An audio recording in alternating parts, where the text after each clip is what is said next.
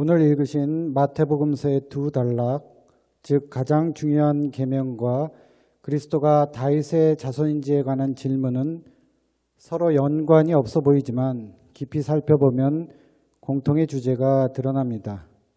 이 단락 모두 예수님이 정통 유대인이라는 것을 강조하고 율법 교사들인 바리새파 사람들과의 깊은 대립을 드러내고 있고 예수님의 가르침과 신분에 관한 내용을 요약해주고 있습니다. 첫 번째 물음인 어느 계명이 중요한가는 예수님의 가르침의 핵심을 말해주고 있고 그리스도가 누구의 자손이냐는 두 번째 물음은 예수님의 가르침의 건의와 근거가 어디에서 비롯되는가를 가르쳐줍니다. 왜냐하면 온 율법과 예언서의 본뜻을 선언할 수 있는 사람은 그만한 권위와 근거가 있어야 하기 때문입니다. 오늘 마태복음서를 보면 아무도 예수께 한마디도 대답하지 못했으며 그날부터는 그에게 감히 묻는 사람도 없었다라고 기록되어 있는 것을 보면 예수의 권위는 율법 교사들의 말문을 막을 정도로 대단했다는 것을 알게 됩니다. 따라서 이러한 예수의 권위는 바로 예수님이 그리스도시라는 것을 입증해 주는 것이라고도 할 수 있을 것입니다. 이제 오늘 본문을 좀 더 자세히 살펴보면서 과연 그리스도이신 예수가 보여주신 두 가지 사랑이 어떤 것인지를 생각해 보려고 합니다. 오늘 논쟁에서도 예수님은 뛰어난 성경 지식과 반박할 수 없는 논리로 바리새파 사람들을 압도했습니다. 어떤 계명이 가장 중요하냐는 질문을 받고 예수님은 유대인들에게 가장 오래되고 중요하고 널리 사용되는 성경 구절, 즉 쉐마를 인용했습니다.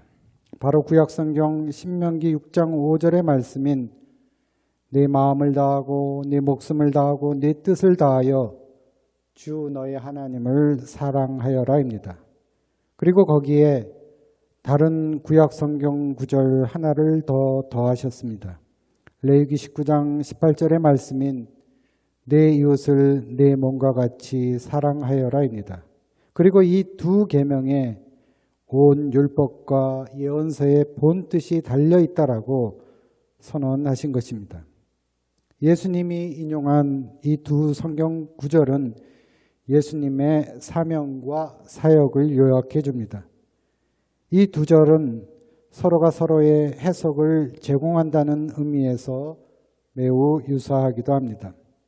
사두개파 사람들 그리고 이어서 바리새파 사람들과의 만남이 있은 직후 예수는 그들이 율법을 오해하고 오용하고 있다고 비판했습니다. 그들은 모세의 자리에 앉아 다른 사람들의 어깨에 무거운 짐을 지우고 자신들에게 주의를 끌기 위해 율법을 이용한다는 것이었습니다. 쉐마를 인용하면서 예수님은 율법의 목적은 마음과 목숨과 뜻을 다해 하나님을 사랑하는 것, 다시 말해 자신의 삶 전체를 하나님께 향하도록 방향 조정을 하는 것이라고 지적하셨습니다. 하나님을 향해 서는 것, 이것이 하나님을 사랑하는 길이라는 것입니다.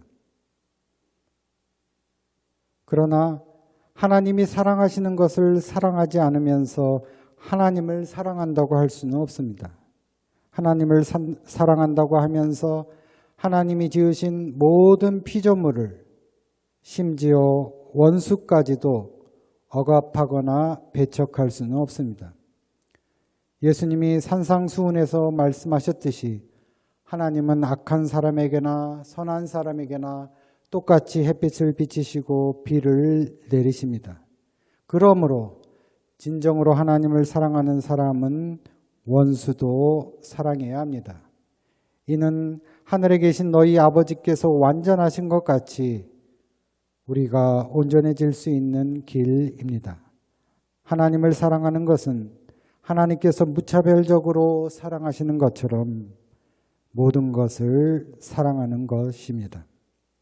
하나님은 모든 존재의 근원이시고 또 하나님은 모든 피조물을 사랑하심으로 조나단 에드워드가 말한 것처럼 진정한 미덕은 본질적으로 모든 존재에 대한 선의, 즉 사랑이라고 할 수 있을 것입니다. 그러나 사두개파 사람들과 바리새파 사람들은 당연히 이웃으로 대우받아야 할 사람들의 권리를 심각하고 제한하는데 율법을 이용했습니다. 그래서 예수님은 내 이웃을 내 몸과 같이 사랑하여라 라는 성경 구절을 통하여 이웃을 억누르는 온갖 제한과 장벽을 부수려 하신 것입니다. 하나님 사랑과 이웃 사랑이 따로 돌아가는 것이 아니라 하나로 연결되어 있다는 말씀입니다. 이는 구약 성서에서도 낯선 내용이 아닙니다. 이사야서 58장 6절에서 7절을 보면 내가 기뻐하는 금식은 부당한 결박을 풀어주는 것, 멍에의 줄을 끌어주는 것, 압제받는 사람을 놓아주는 것, 모든 멍에를 꺾어버리는 것, 바로 이런 것들이 아니냐. 또한 굶주린 사람에게 너의 먹거리를 나누어 주는 것, 떠도는 불쌍한 사람을 집에 맞아들이는 것이 아니겠느냐. 헐벗은 사람을 보았을 때 그에게 옷을 입혀주는 것, 너의 곤욕을 피하여 숨지 않는 것이 아니겠느냐라고 말하고 있습니다. 이처럼 예수님은 하나님을 사랑한다고 하면서도 이웃의 고통과 어려움을 외면하는 종교 전통에 대하여 그것이 옳지 않다고 선언하신 것이었습니다. 그러나 여기에도 함정은 있습니다. 바리새파 사람들이 하나님을 사랑하는 방법에만 집착하다가 하나님 사랑을 잃어버렸듯이 이웃 사랑하는 방법에만 몰두하다 보면 하나님 사랑을 잃어버리게 됩니다. 하나님을 사랑하지 않는데도 이웃을 사랑하는 것은 좋은 일이고 선행인 것은 분명하지만 그것은 하나님의 계명도 아니고 또 꼭 그리스도인이 아니라도 할 수 있는 일입니다. 그러나 예수님이 말씀하신 이웃사랑은 하나님을 사랑하기 때문에 해야 하는 사랑이고 하나님을 사랑하는 데서 흘러나오는 사랑입니다. 이웃사랑의 원천은 바로 하나님 사랑입니다. 하나님을 사랑하는 사람은 이웃을 사랑하는 사람이고 이웃사랑의 근원은 하나님 사랑입니다. 이것이 온 율법과 예언서의 본뜻이라고 예수님은 선언하셨는데 이는 궁극적으로는 종교의 본래의 뜻, 원천이라고도 할 수 있을 것입니다. 마태복음서 5장 17절을 보면 내가 율법이나 예언자들의 말을 폐하러 온 줄로 생각하지 말아라. 폐하러 온 것이 아니라 완성하러 왔다고 말씀하셨는데 예수님께서 이 땅에 오신 목적은 율법이나 예언자를 폐하는 것이 아니라 그 본래의 뜻을 회복하여 완성하려는 것이었습니다. 계명에 대한 논쟁을 마친 후에 예수님은 시편 110편 1절 말씀을 인용하면서 그리스도는 누구의 자손이냐라는 그리스도의 신분에 관한 질문을 제기하셨습니다.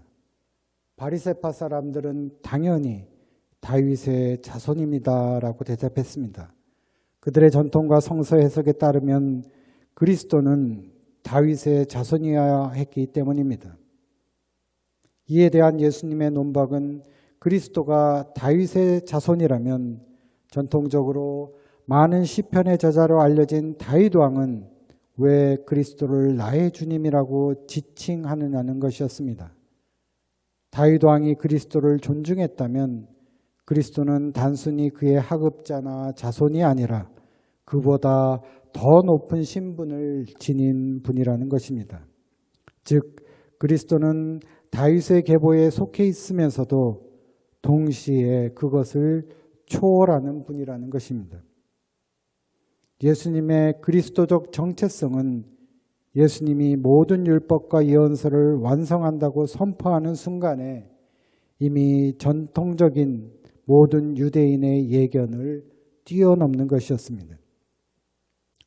오늘 바리새파 사람들의 잘못은 자신들의 유한하고 불완전한 지식으로 하나님의 놀라운 은총을 제안한 데 있었습니다. 그들의 주장대로라면 그리스도는 다윗의 후손으로 유대인만을 위한 민족적 그리스도여야 했습니다. 또한 그들이 기대하는 그리스도는 다윗과 같은 강력한 왕권과 군사력을 통해 그들을 로마 제국의 압제로부터 해방시켜 줄 수 있는 능력의 왕이어야 했습니다. 그러나 그것은 그들의 욕망이었고 그리스도에 대한 오해였습니다. 그리스도는 유대인만을 위한 그리고 강력한 힘을 지닌 그런 분이 아니었습니다. 예수님은 정통적 유대인이었지만 하나님의 은총을 경건한 유대인에게만 제한하려는 온갖 종류의 관습의 사슬을 부숴버렸습니다. 하나님의 뜻은 어떠한 특정한 민족의 범위보다 큽니다. 그리스도의 사명은 특정 집단만의 구원을 초월합니다. 따라서 하나님을 사랑하는 사람들은 기득권과 자기 자신을 포기하는 한이 있더라도 하나님의 모든 피조물을 사랑해야 합니다. 예수님은 엄격한 종교적 요구의 준수를 하나님을 사랑하는 것과 동일시하지 않았고 하나님에 대한 충성을 어떤 특별한 집단에 대한 충성으로 여기지도 않았습니다. 예수님께서 말하는 그리스도는 이 세상을 죄와 죽음의 질곡으로부터 구원하실 하나님의 아들입니다. 예수님은 그리스도와 하나님의 아들을 동일시하셨습니다. 하나님의 아들이 그리스도이고 이는 결국 예수님 자신을 가리키는 것이었습니다. 이러한 해석에 모든 질문자들은 두려워하고 입을 다물게 되었던 것입니다. 이처럼 오늘 마태복음서에서 예수님은 그리스도로서의 자신의 신분을 밝힌과 동시에 온 율법과 예언서의 본뜻을 그리스도의 권위를 갖고 선언하셨던 것입니다. 그러나 예수님은 단지 이러한 선포에만 머물지 않으셨고 자신의 사명의 완수를 통해 온 율법과 예언서의 본뜻을 입증하셨습니다. 그것이 바로 예수 그리스도의 십자가입니다. 오늘 신명기서에서 모세가 비스가산 봉우리에서 멀리 약속의 땅 가나안을 바라보며 자신의 사명을 완수한 것처럼 예수님은 하나님을 사랑했기에 마음과 목숨과 뜻을 다해 하나님께 복종하셨고 십자가 위에서 장차 이 땅에 임할 하나님의 나라를 바라보며 자신의 사명을 완수하셨던 것입니다. 또한 바울이 데살로니가 교인을 사랑하여 하나님의 복음을 나누어 줄 뿐만 아니라 목숨까지도 기쁘게 내줄 생각이었다고 고백한 것처럼 아니 그 이상으로 예수님은 죄인들인 우리 인간을 내 몸과 같이 사랑하셨기에 자신의 몸을 속죄의 제물로 기꺼이 내어주셨던 것입니다. 다시 말해 하나님 사랑과 이웃 사랑이 예수 그리스도의 십자가에서 교차되었고 완성되었던 것입니다. 그래서 인간은 이 그리스도의 두 가지 사랑에 힘입어 타락한 죄인에서 하나님이 주신 본래의 의인으로 돌아갈 수 있게 된 것입니다.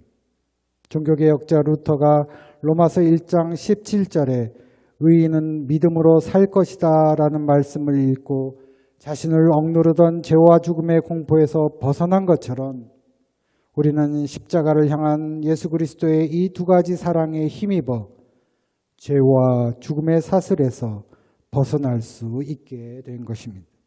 이것이 오직 믿음, 오직 은총을 통한 하나님의 구원입니다. 오늘은 종교개혁 주일입니다. 잘 아시다시피 서구 유럽 역사를 보면 물론 그 이전부터 종교개혁의 징후들이 있어 왔지만 독일의 마틴 루터가 1517년 10월 31일에 비텐베르그 성당의 정문에 면벌부 혹은 면죄부의 남용을 경고하는 95개조를 써붙임으로써 유럽의 종교개혁은 본격적으로 시작되었다고 합니다. 그리고 이 종교개혁은 종교를, 더 정확하게는 기독교를 중심으로 한 서구 유럽의 중세를 마감하고 근대라는 새로운 시대를 오게 하는 하나의 디딤돌이 되었습니다. 이 사건을 기념하는 주일이 바로 오늘 종교개혁 주일입니다. 그러나 어떻게 보면 종교개혁은 무언가를 개혁하고 새롭게 시작하려는 것이 아니었습니다. 오히려 종교개혁은 처음으로 본래의 자리로 되돌아가자는 운동이었습니다. 오늘 마태복음서의 말씀처럼 온 율법과 예언서의 본뜻으로 돌아가자는 운동이었다고 할 수 있을 것입니다. 성경의 본래의 뜻, 가장 기본이면서 으뜸이 되는 뜻으로 돌아가자는 운동이었습니다. 부패하고 타락한 현실을 회개하고 돌이켜 하나님을 사랑하고 이웃을 사랑하는 그 믿음의 본래의 자리로 돌아가자는 것이 바로 종교개혁의 본뜻이라고 할 수 있을 것입니다. 그렇게 보면 종교개혁은 예수님이 먼저 하신 것이었습니다. 하나님의 백성이라는 특권을 지녔으면서도 하나님을 거역하고 배반한 유대교를 향해서 성경이 무엇을 말하는지, 하나님을 믿는다는 것이 무엇인지, 그리고 그 믿음을 어떻게 실천하는지를 직접 보여주신 분이 바로 예수님이십니다. 그런 의미에서는 예수님도 무엇인가를 새로 시작하셨다라기보다는 성경에 처음으로 본래의 자리로 돌아가라고 말씀하신 것이고, 그 성경의 본래의 자리가 바로 하나님 사랑이라는 것을 깨우쳐 주신 것입니다. 하나님께로 방향을 돌리기만 하면 되는데도 인간은 어리석게도 하나님을 등지고서 어둡다, 안 보인다고 탄식만 하고 있습니다. 그래서 예수님은 사람들에게 율법을 주신 하나님의 뜻을 회복하라고, 다른 말로 하면 하나님께로, 하나님의 말씀으로 돌아가자고 하신 것이었습니다.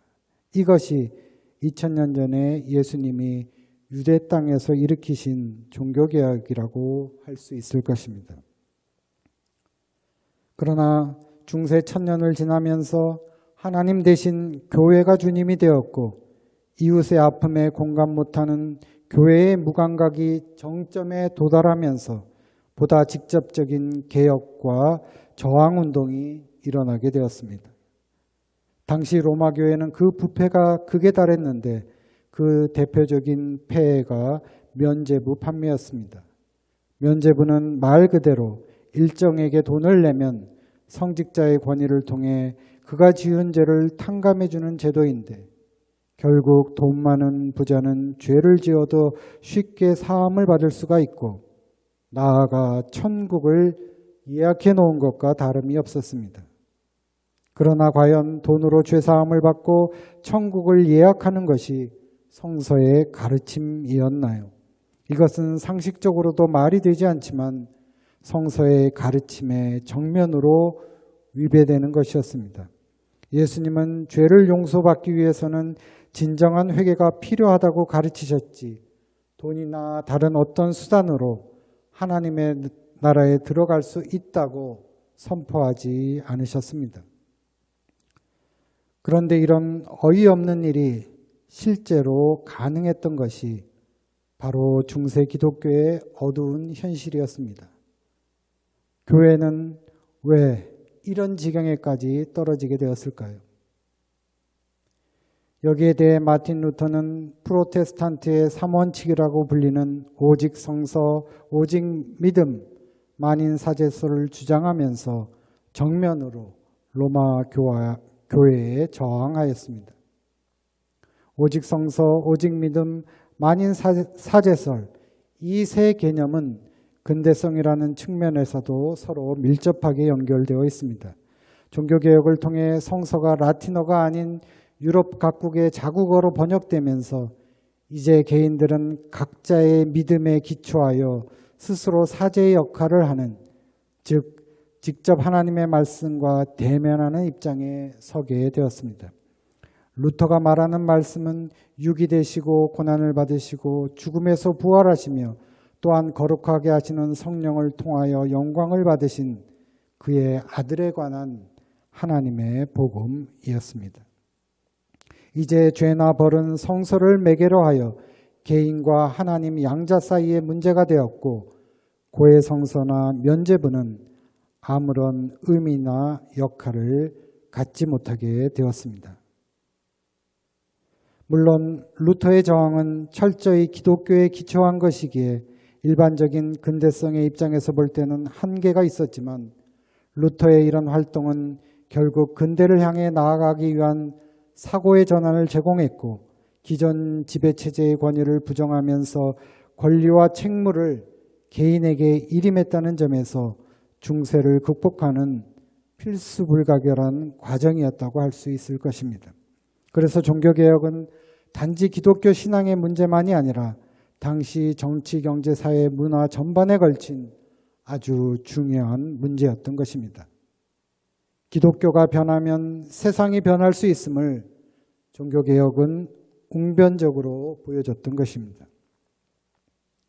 중세의 종교개혁은 하나님 사랑을 잃어버리고 하나님 사랑을 이용해서 인간의 탐욕과 야심을 채우려던 교회와 교인들에게 돌이켜 회개하고 다시 하나님 사랑을 회복하라고 선포한 것이었습니다. 그런데 그 울림은 안타깝게도 오늘 우리 한국 개신교회에도 동일한 무게로 메아리 치는 것 같습니다. 오늘 한국 개신교회와 교인은 오직 성서, 오직 믿음, 만인 사제라는 종교개혁의 과제로부터 과연 자유로운가요?